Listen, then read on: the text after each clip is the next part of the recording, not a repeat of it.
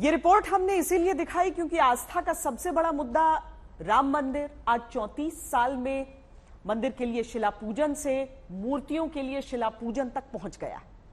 बातें राम राज्य की होती हैं, लेकिन अब भी वोट के लिए धर्म और जाति के मुद्दों का ही पूजन हर दल के नेता करते आ रहे हैं।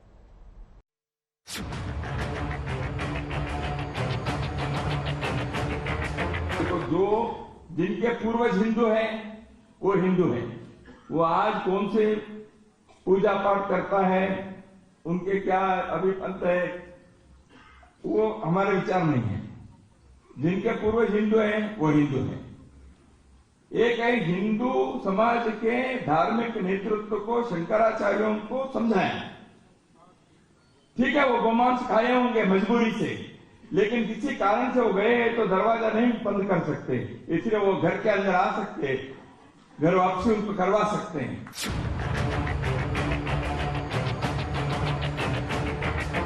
हमारे हिसाब से हजरत आदम अलैहिस्सलाम की औलाद हैं हम सब लोग। आप भी उनकी औलाद हैं, मैं भी उनकी हूँ। पहला इंसान तो वही थे, दुनिया में आए थे, तो डीएनए तो सबका ही एक है। अगर इस्लाम 1000 साल पहले आए, मुसलमान 1000 साल पहले आए हैं, तो सेंट्रल एशिया से आप जो स्वर्ण हिंदू हैं वो सेंट्रल एशिया से 2000 साल पहले आए। असल भारत के रहने वाले जो थे वो शूद्र, दलित, द्रविड़, रेड इंडियंस ये थे, जंगलों में रहते थे। सेंट्रल एशिया से लोग आए, उन्होंने ये हिंदू मजहब डेवलप हुआ।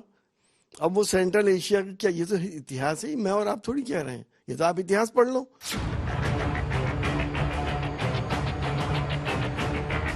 हम मुसलमान हैं, इस्लाम के मानने वाले हैं और हम अपने मजहब पर कायम हैं और मुसलमान ही यहाँ कहलाएंगे, हम हिंदू कभी नहीं कहलाएंगे।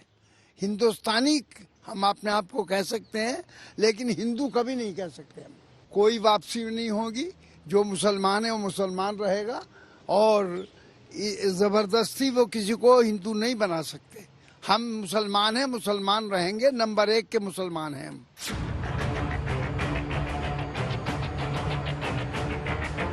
देखिए, जहाँ तक सवाल रामचरितमानस का है, तो समाजवादी पार्टी रामचरितमानस के खिलाफ नहीं है।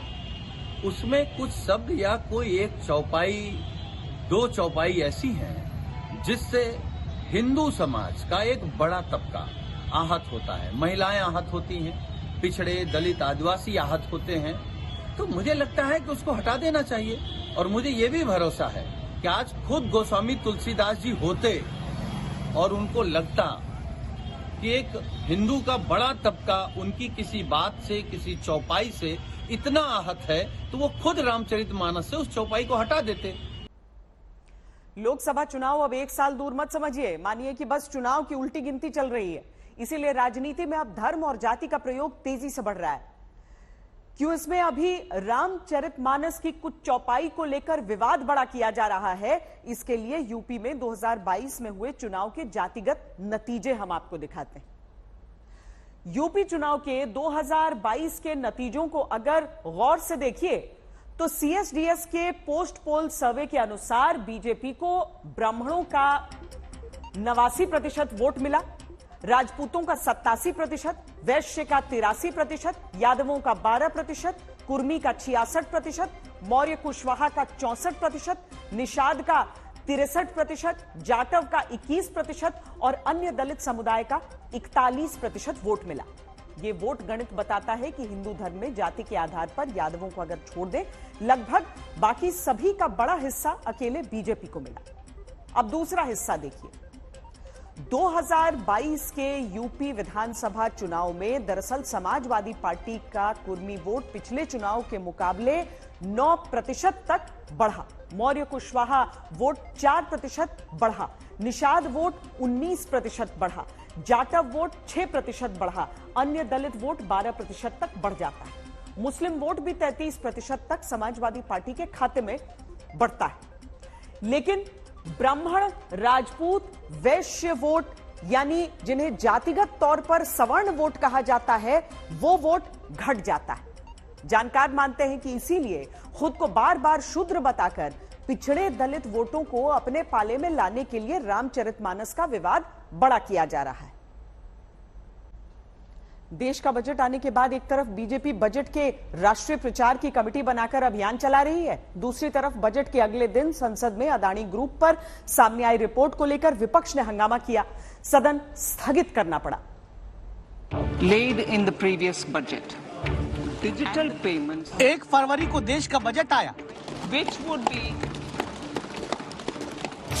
और 2 फरवरी को संसद में अदानी ग्रुप पर हिंडनबर्ग की रिपोर्ट पर हंगामा, सदन स्थगित हो गया। बिना तथ्यों के कोई बात नहीं करना, प्लीज जाइए अपने स्थान पे जाइए। माननीय सदस्यगण, मैं पुनः आपसे आग्रह करता हूं, आप अपनी अपनी सीट पर जाकर बैठें। सदन की कार्रवाई आज 2 बजे तक के लिए स्थगित की जाती है। सभा की कार्यवाही कल शुक्रवार दिनांक 3 फरवरी 2023 को प्रातः 11 बजे तक के लिए स्थगित की जाती है। विपक्ष हंगामा क्यों कर रहा जान लीजिए। अदानी के मुद्दे पर विपक्ष की पहली मांग कि संसद में चर्चा हो, जांच के लिए जेपीसी यानी संयुक्त संसदीय कमेटी का गठन हो या फिर सुप्रीम कोर्ट की कमेटी की निगरानी में जांच करके कार्रवाई हो। विपक्ष की दलील ये कि हमारा विरोध किसी व्यक्ति से नहीं, बल्कि चिंता अदानी ग्रुप में लगा हुआ LIC, SBI और पंजाब नेशनल बैंक का पैसा है, जो पैसा जनता का है। जो आज करोड़ों लोगों का पैसा LIC में है, एक जिसको बहुत ही रेप्यूटेड इंस्टीट्यूशन है और सभी लोग, करोड़ों लोग उसमें इन्वेस्टमेंट करते हैं, पॉलिसी लेते हैं, बच्चों के पढ़ाई के साथ और लाइफ इंश्योरेंस भी करवा लेते हैं। तो ऐसे करोड़ों लोगों से संबंधित इंस्टीट्यूशन का पैसा आज बर्बाद हो रहा है। आज पूरा विश्व के लिए जो है वो एक केस स्टडी बना हुआ है भारत, नरेंद्र मोदी जी का दूरदर्शी नेतृत्व, कि इतने संकट काल में इस देश की अर्थव्यवस्था को कैसे मजबूत और महफूज रखा गया, और आप जो है वो फिर भी जो है वो आप विलाप मंडली चिल्ला रही है। इस बीच एक्शन देखे तो भारतीय रिजर्व बैंक ने सभी बैंकों से अदानी ग्रुप की कंपनियों को दिए कर्ज की जानकारी मांगी। अब मुद्दा है कि क्या सिर्फ सियासत होगी, इसके लिए एक बयान सुनिए। आप पता कीजिए, ये तो दिल्ली यहाँ नहीं मालूम अभी पड़ता है, जो बाहर जिले हैं, हमारे इटावा में एक साहब अपने बैंक से पैसा, स्टेट बैंक से गए, 5 लाख रुपया उन्हें निकालना था, उनके सब पैसे ही नहीं है। दोपहर 2 बजे आना, फिर बोले 4 बजे आना, फिर बैंक बंद हो गई। ये स्थिति हो गई। मैनेजर्स क्या करें, सब पैसा निकालने के लिए लाइन में लगने वाले। 2-4 दिन बाद देखिए, आप बाहर निकल के देखो, यहाँ से गाजियाबाद की तरफ चाहिए, इतना दहशत लोगों के मन में है। ये बात यहाँ समझना जरूरी है कि अभी ऐसी कोई स्थिति नहीं बनी कि बैंकों में पैसा ना हो, फिर भी ऐसे बयान देकर क्या जनता को भ्रमित करने की कोशिश विपक्ष के नेता कर रहे हैं। सवाल ये भी कि जोर सिर्फ सियासत पर क्यों है। एक तरफ विपक्ष की बैठक जो अदानी विवाद में सरकार को सदन में घेरने के लिए रणनीति बनाती है, दूसरी तरफ बजट में लिए गए फैसलों के प्रचार के लिए बीजेपी में मंत्रियों की 3 कमेटी बना दी गई। बजट में नई कर प्रणाली के तहत 7 लाख रुपए तक टैक्स छूट देने का ऐलान करने के बाद बीजेपी का जोर अभी बजट के प्रचार पर है। इसीलिए बीजेपी अध्यक्ष जेपी नड्डा ने मंत्रियों के 3 ग्रुप बनाए। 12 दिनों तक बीजेपी अपने मंत्रियों, मुख्यमंत्रियों, संगठन के बड़े पदाधिकारी प्रचार अभियान चलाएंगे। 50 शहरों में केंद्रीय मंत्री प्रेस कॉन्फ्रेंस करके बजट की खूबियों को प्रचारित करेंगे। बीजेपी इसीलिए जोर लगा रही है क्योंकि ये आखिरी पूर्ण बजट रहा उसके मोदी 2.0 सरकार का।